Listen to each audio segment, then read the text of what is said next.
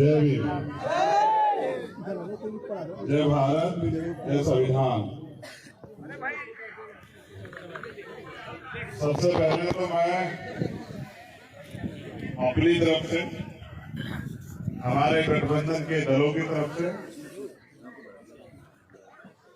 हमारे यहाँ के कार्यकर्ता पदाधिकारियों की तरफ से दिल की गहराइयों से भूपखेड़ी की सम्मानित जनता का धन्यवाद करता हूं कि उन्होंने तन मन धन से सहयोग करके जब खतौली में उपचुनाव हुआ तो गठबंधन के पक्ष में वोट देकर यहाँ की तानाशाही सरकार को सबक सिखाने का काम किया और ये बताने का काम किया कि अगर आप नफरत फैलाओगे तो हम भाईचारे से आपके लक्ष्य को मुंह तोड़ जवाब देंगे और भाईचारा अपने क्षेत्र में बनाकर। मैं लंबे समय से चुनाव में तो भूपखेड़ी नहीं आ पाया। भूपखेड़ी के साथियों को ये नाराजगी भी थी कि भाई प्रोग्राम करके नहीं आ पाए। मैंने इनसे कहा कि जैसे चुनाव खत्म हो जाएगा, परिणाम चाहे कुछ भी, लेकिन आप समय रख लेना, मैं वहां जरूर हूं। महाराज जी भी उस दिन वहां साथ थे। महाराज जी ने मुझसे एक निवेदन भी किया है। मैं महाराज जी से वादा करता हूं कि जो निवेदन आपने मुझसे किया, मैं उस पर समाज के सामने कोई बात नहीं करना चाहता, लेकिन मैं उस निवेदन को पूरा करके दिखाऊंगा। मेरा आपसे बात, जो आश्रम को लेकर निवेदन आपने किया। सम्मानित साथियों, 2-3 चीजें हैं जिस पे आपसे बात करनी है। एक लिस्ट मेरे हाथ में है जो यहाँ के सम्मानित कार्यकर्ता हैं, पार्टी के संगठन के, जो लोग मेहनत करते हैं। कोई भी संगठन हो, दल हो, परिवार हो, उसमें जितने अच्छे काम करने वाले लोग होंगे उतना ही वो आगे बढ़ेगा। यहाँ जो साथी काम करते हैं, पंकज कुमार वालिया जी, अनुज वालिया जी, हरीश वालिया जी, विपिन वालिया जी, आशीष वालिया जी, राहुल वालिया जी, चांदवीर ठेकेदार जी, दीपक प्रधान जी, राजेश जी, सुरेश कुमार उर्फ लिल्लू जी, अनंत पाल जी, निहाल सिंह जी, संजीव कुमार जी, अंकित वालिया जी, अमित वालिया जी, बादल जी और राजीव जी, ये तमाम सम्मानित साथी जो भूपखेड़ी के हैं, आसपास के गांव के, जिन्होंने इस प्रोग्राम को कराने में भी एक अहम भूमिका अदा की, मैं उनका भी धन्यवाद करता हूं। और यहाँ जो आजाद समाज पार्टी, भीम आर्मी, राष्ट्रीय लोकदल के सम्मानित नेतागण बैठे हैं, हमारे सम्मानित विधायक खतौली के, मैं उनका भी भूपखेड़ी की धरती पर पहुंचने पर स्वागत करता हूं। ये सदगुरु समनदास जी का आश्रम। मैं भूपखेड़ी पहले तो नहीं आया, लेकिन मैंने यही जाना कि इस क्षेत्र में ये सबसे बड़ा आश्रम है सदगुरु समनदास जी का।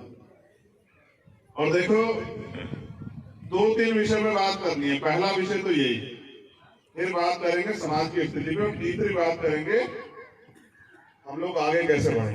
पहली बात ये कि मुझसे टीवी पे भी एक बार पूछा गया कि भाई आप किसमें आस्था रखते थे।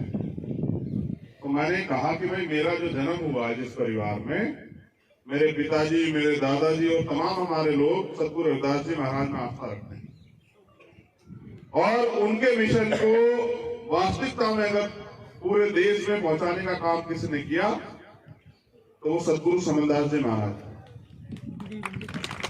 कितने ही लोगों से नशा, मांस, तमाम तरह के नशे, बुराई, तमाम तरह के अंधविश्वास, पाखंडवाद सदगुरु जी ने छुड़ाने का काम किया।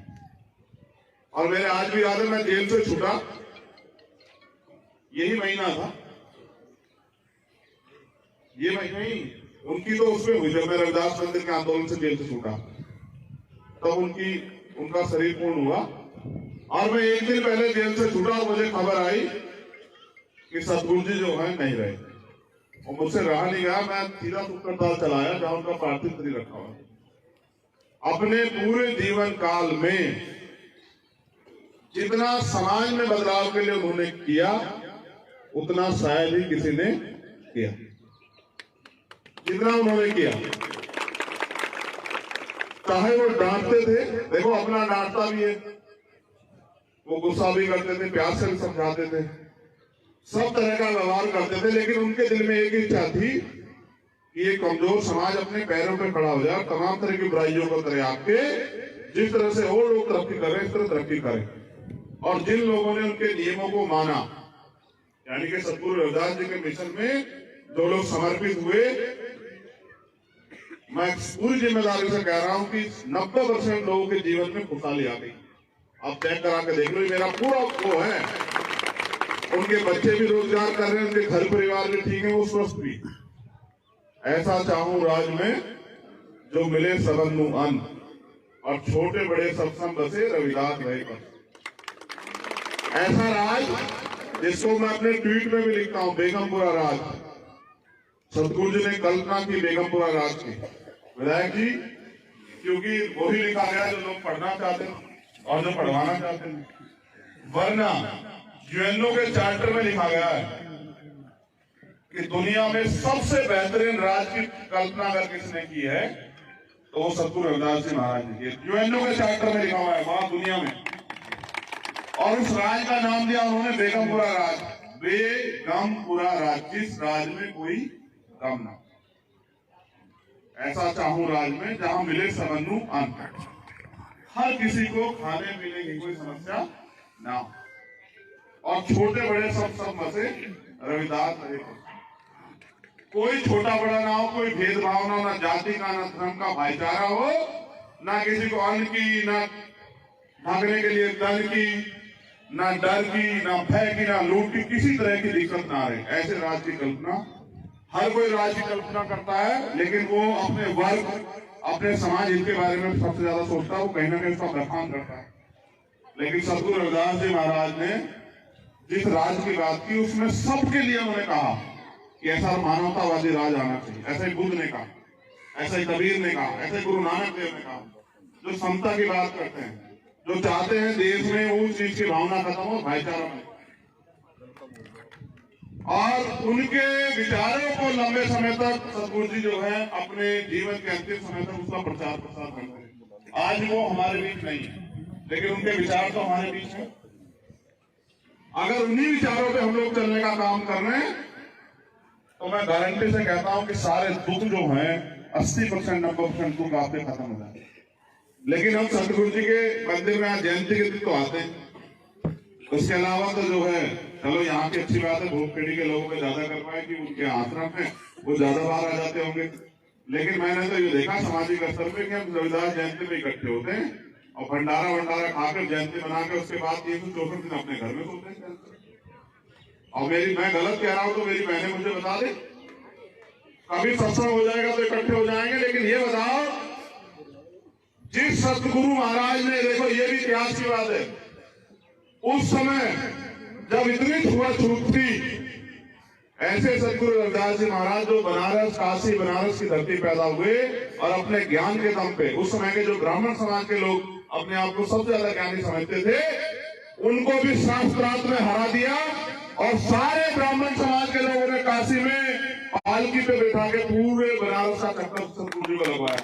ऐसे गुरु जी, जहां इतना छुआछूत था उस समय में, पूरे सर पे पालकी पे बिठा के सारे ब्राह्मण समाज के लोग, और मैं वो बोलता हूं जो सत्य होता है, हवा भाई कुछ नहीं बोलता हूं। और उस समय के जब हमारे यहाँ पहली बार शोभा यात्रा निकलने की, पुलिस ने मना कर दिया कि भाई हम परमिशन नहीं दे रहे। अभी भी होता होगा ना आपके यहाँ, कहते नहीं परंपरा को हम नहीं करते, आप जयंती निकालना चाहते हो, कहते हैं ना। तो मेरे पिताजी ने कहा कि भाई ये है लाठी और ये मैंने दे दी तेरे हाथ में, अगर तेरे होते ये शोभा यात्रा रुकी तो तेरा पैदा होना बेकार है। मेरे 2006 की पकड़ी लाठी और अभी तक पकड़ रखी है मैंने। जब आपकी तरफ को यहाँ उठती है तो बताओ, उसके सामने लड़ने, उनको जवाब देने के लिए आपका बेटा खड़ा होता नहीं खड़ा होता, बताओ आपका भाई खड़ा होता। ये लाठी 2006 में पकड़ा गए मेरे पिताजी मुझे, ये 2006 में पकड़ा गए कि भाई ये तेरी जिम्मेदारी है कि ये समाज इतने साल बाद इतना ठगा गया, इतना बेइज्जत हुआ, ये उम्मीद करता है कोई इनके लिए खड़ा हो और सबका साथ देता। और इतना सीधा समाज है रह के हमारा कि जिसके साथ लग जाता है चाहे कुछ हो जाए, छोड़ता ही नहीं, जिसके साथ लग जाए। और जिसके साथ नहीं लगता वो चाहे इनके कितने ही पैर पकड़ ले, उससे उसे पकड़ते नहीं। जब चिपकते हैं तो फेविकोल से भी ज्यादा खतरनाक, और जब नहीं चिपकते तो करेले से भी ज्यादा कड़वे। ऐसे हाल है हमारे। लेकिन फिर भी इनकी दया कृपया 20 वालों के तो नहीं, मेरे ऊपर तो भाई मुझसे तो ये बहुत प्यार करते हैं। और प्यार का ही वो है कि आज इन्होंने मेरा कद इतना बड़ा कर दिया कि पूरी दुनिया में लोग मुझे जानते। जब इस देश दुनिया में टाइम्स मैगजीन छपी, इन सबके आशीर्वाद, मेरी बहनों के, माओ के, भाइयों के प्यार, बुजुर्गों के आशीर्वाद से, उसमें मुझे भारत से अकेला आदमी था। पूरे भारत से 130 करोड़ की जनता में से इनका एक अकेला कौन था उसमें, जिसको लिखा गया कि वो भारत का उभरता हुआ नेता। उसका मात्र कारण ये है। अच्छा, ज्यादा धन्ना सेठ भी नहीं है, सुनो, ज्यादा धन्ना सेठ भी नहीं है, लेकिन अपने धन का सही उपयोग करना जानते हैं। बस एक रिक्वेस्ट है, अगर आज यहाँ हम पे बैठे हुए सारे तो नहीं छोड़ सकते, लेकिन जितने छोड़ सकते हैं उससे शराब से दूरी बनाओ, सारा भला हो जाएगा। ठीक है, मेरे रहते आपके रहते भाई साहब पूरा इंतजाम पूरा कर रखा था। एक तो बदतमीजी हमारे इंस्पेक्टर साहब की प्राइवेट गाड़ी थी, बाहर से आए थे, उनके भी गाड़ी के शीशे तो हम लोग कर लेंगे, बस समय दीजिए। मैं बिल्कुल समझ रहा हूँ। हाँ, मगर मैं इस बात से आश्वस्त नहीं हूँ कि 2 बार यहाँ कार्यकर्ताओं को बुलाओगे। देखो ये लोकतांत्रिक देश है, सबको अधिकार है, वो किसी भी पार्टी का, किसी भी समाज का कोई किसी को रोक नहीं सकता है। लेकिन मैं इतने लोगों के समूह का नेतृत्व करने वाले व्यक्ति के होते हुए जब वो यहाँ मेरे लोगों की मेरी गाड़ी तो वो यहाँ मेरे लोग क्या हो सकते हैं? क्या तो मैं यहाँ से चल के जिसके साथ कारण में वहीं बैठ जाऊँगा। तो मैं बहुत जिम्मेदार आदमी, आप पे भरोसा करके सब वो कर सकता हूँ, लेकिन ये अगर टकराव की स्थिति में बनाने का काम करेंगे जो बदतमीज टाइप के लोग हैं, मैं हाँ बिल्कुल कर रहा हूँ, चंद होंगे। हाँ, हम लोग उन्हें ढूंढ लेंगे, दंडित होंगे। इसमें आप कहाँ जिला दीजिए, इसमें भैया मुकदमा दर्ज करा दो, बिल्कुल मत छोड़ो।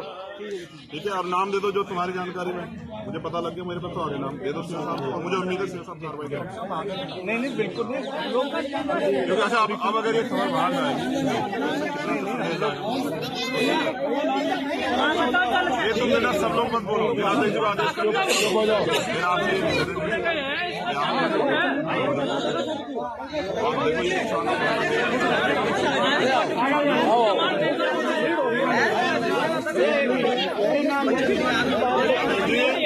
देखिए दोनों उम्मीद है कि कार्रवाई करेंगे और